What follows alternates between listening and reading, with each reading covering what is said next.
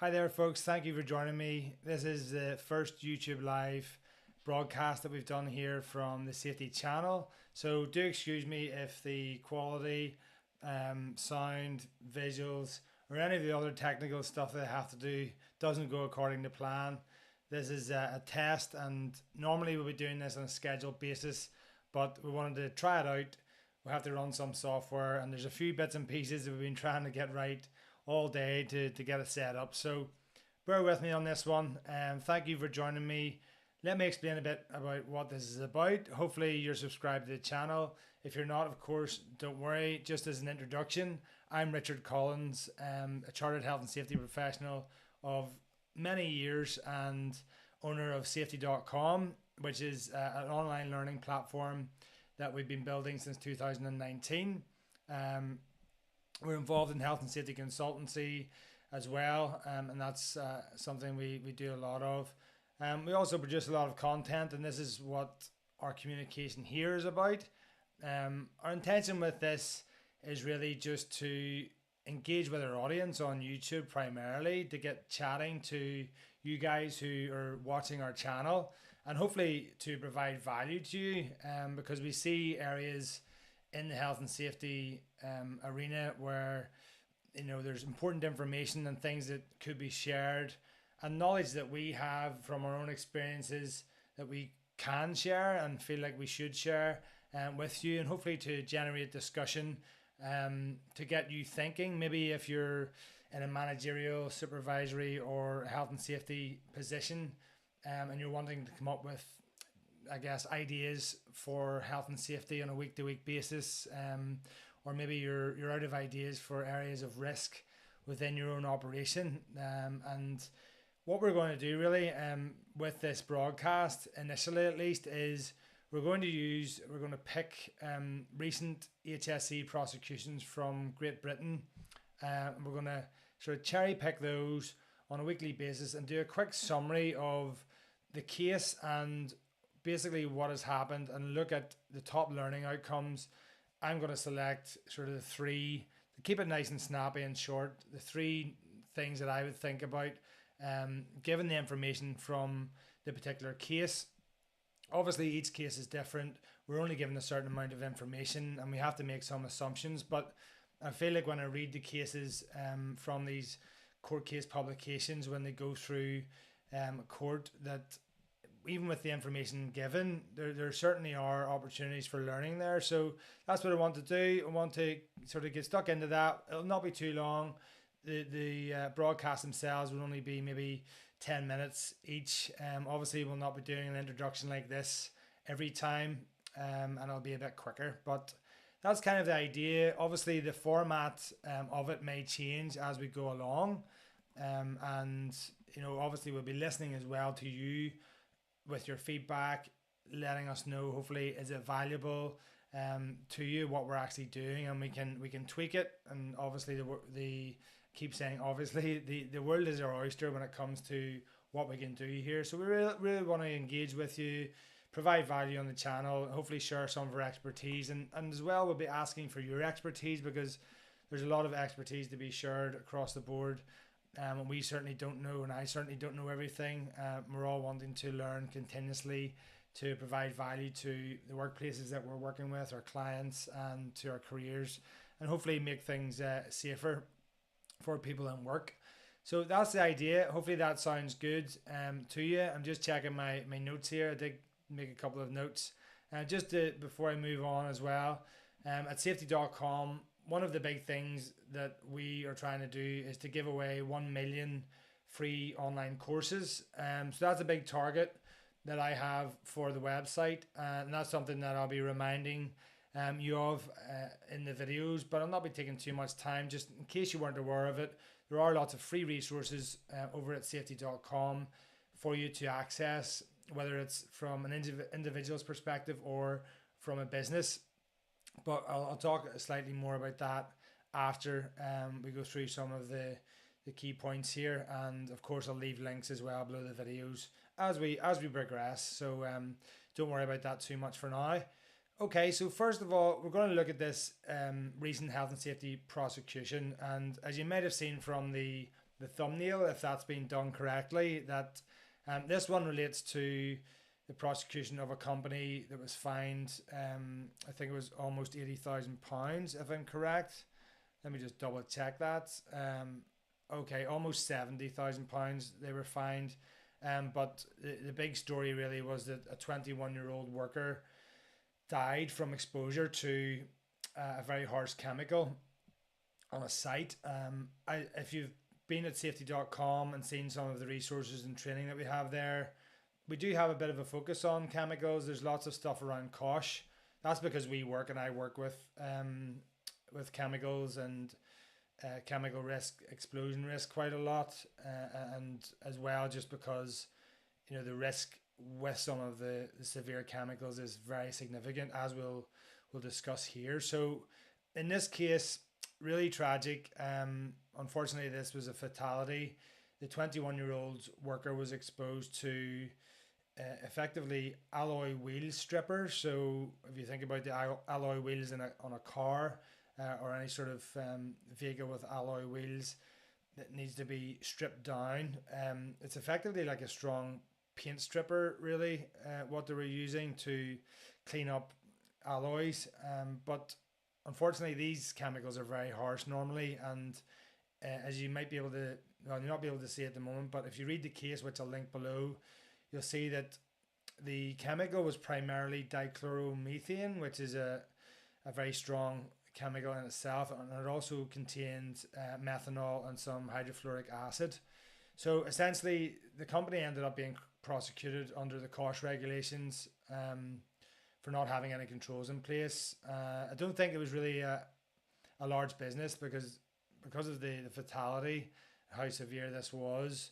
If it had been a larger business, I feel like the punishment would have been much more significant. But nonetheless, there's a few key lessons that I think are certainly things that we can use as trigger points for our thought process from this case. So let's just take a look at it. First of all, let me just show you, hopefully this works because I haven't actually tried it yet. Just want to try and throw up on my screen here a picture of the area where the chemicals were stored. So hopefully you will see coming up here in the top corner, that corner. The guys, the site here had quite a large storage of chemicals in IBCs, large containers, hundreds of liters of this chemical. As you can see you'll probably agree, it's a very rudimentary shed. It looks like something, more like a garden shed than anything here. What I gathered, and you will see from the case itself, if you read the full coverage from it, that this is where the chemical was mainly stored in what they call a stripping shed. With a harsh chemical like this, can you think of any reasons why this type of setup may be problematic? I'll just give you a moment to sort of have a think about that before I jump into what the issues were, and I'll only keep it sort of brief here.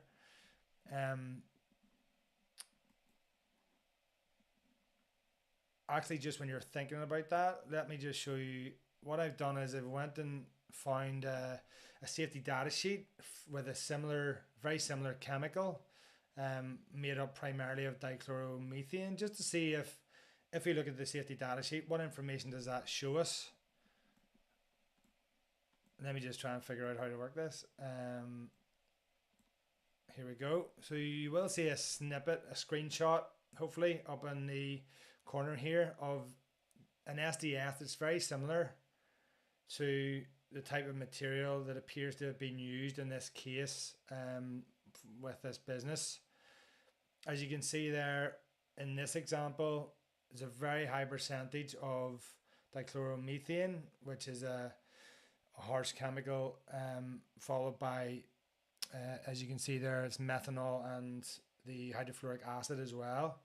So just take a look at the typical warning symbols that you would get on the SDS for that type of material, and if you look closer, you'll see some of the precautionary statements, which gives us a bit of an idea of the problems that this may have caused. The top one there is to not inhale the vapors from the material. So if we just bear that one point in mind, not to inhale the vapors, and then we look at that shed again, you can start to imagine why that may be problematic if you're working in this type of environment. You can't see into it. I understand you can't see fully into it, but the information, essentially, not to drag this on too much, was that there was no controls in place for the vapor from this chemical. So essentially, despite what we've seen in the SDS there, we're dealing with a hazard that causes a serious health hazard. It's effectively toxic to the human body, and very, very harsh. If we just bring it back up again, we can see that. You can see the symbols there. It's also corrosive as well, so it's going to do severe damage to the skin. Hopefully, if you're a manager and you're looking at this, you would realize that this is a very harsh chemical. So what went wrong here? Unfortunately, the operation that was using this chemical, the guys hadn't put any sort of ventilation systems, so no LEV systems. There was no recommendation or provision of respiratory protection either, for breathing. So essentially, as soon as the cap was opened on that chemical tank and the vapors were released, it was within a very confined environment, and anyone who was within that proximity of those vapors being released was subjected to that chemical, which we can see from the example SDS is very, very harsh. I'm not going to surmise this is exactly what's happened. It seems to be that the unfortunately the person has been exposed to these vapors without an adequate supply of oxygen, and ultimately has ended up dying, which of course is very tragic. So what can we learn from this, really? And this is the whole point of this broadcast. Three things I'm just going to touch on here, not going into too much detail. You can hopefully pick up from what I've discussed already what the failure was there. But first of all, the important point is just to know what chemicals you're dealing with. So this goes across businesses, from the sourcing of the chemicals, whoever's involved and responsible for that, to the people who are receiving the chemicals and managing it on the ground, right down to the users of the chemicals as well, of course. But ultimately, you have to ask the question, in these circumstances, with such harsh chemicals and such a lack of control of the risk or the potential risk, did the people really understand and appreciate the potential harm that these chemicals could cause?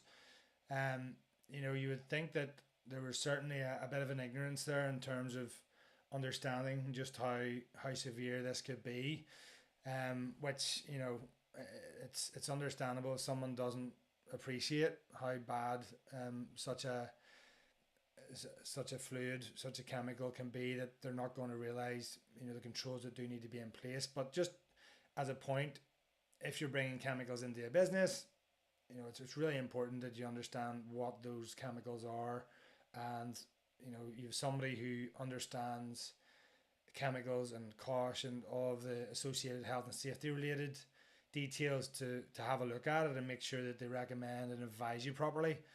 Secondly, then, is just to control the risks. So once you understand the risks and understand the potential risks, then of course you can put the control measures that are necessary in place, or create the processes that are appropriate for that chemical. And in this case, none of that was really in place. As I touched on earlier, first thing you would look at is potentially exhaust ventilation to make sure that any vapors are extracted, so that they're not building up in the local environment, and then obviously nobody's going to be exposed to them, or at least that's what you would be trying to do. Another thing would be your respiratory protection, which you might have as an additional layer of protection there as well. None of that was in place here. So it starts from the understanding of the risk, then the controls. And the third point, and I'm going to keep these to sort of three main points, and do forgive me if you do feel like in some of these I'm repeating myself. Hopefully the context does change slightly with the different cases, but you'll see that a lot of this is repetition, but it doesn't take away from the fact that these things are being missed, and that's why it's important to discuss it and important to remind ourselves of these elements. The last thing is just to train the workers. So what I'm saying here really is, we pointed out that there may have been a lapse or a lack of understanding from those who purchased and procured the chemicals for the business, but did the young person, the 21-year-old, unfortunately, who was the victim of this circumstance, did they understand the severity and the danger inherent in the substance that they were being asked to use? That's an equally valid question, and you would sort of think, given the lack of controls and the nature of the work that appeared to be happening here, that they didn't have that understanding. So that's where training and awareness of those hazards is really important at the ground level. And if you have those multiple layers, there's much more chance that you're going to avoid these types of scenarios manifesting, and that's what we really want to do. So that's the three top things: knowing your chemicals, putting in adequate controls, and then lastly, making sure that those people who are using them understand how to recognize the risks. And of course, if they recognize that there aren't adequate controls, then they can take action to protect themselves and hopefully help protect others as well. So that's it for this one. Hopefully that was a good insight. You can tell me if it was good, bad, or otherwise. I'll put some links below to some of the stuff that I feel on our website might be helpful here, mostly related to CMIOSH, of course, and chemical management. We've got some free training, awareness training, linked to the last point for CMIOSH that could be valuable to you if you haven't already seen it. And other than that, I'm not going to drone on too much more. Hopefully this wasn't too bad, and you could hear me and everything else. And what I would say is just keep an eye out for more scheduled YouTube lives coming up in the near future, and hopefully we'll see you on them, and hopefully we'll start to get some feedback from you. And as I get more comfortable doing live YouTube sessions, then we can start to converse as we're going through this. I see somebody's just put a very kind comment saying that this was insightful, so thank you very much for that. That's very much appreciated. So that gives me confidence that this has actually worked, which is also great. But I'll leave it there. It's getting quite late, and hopefully you'll be able to watch this when it's published on YouTube.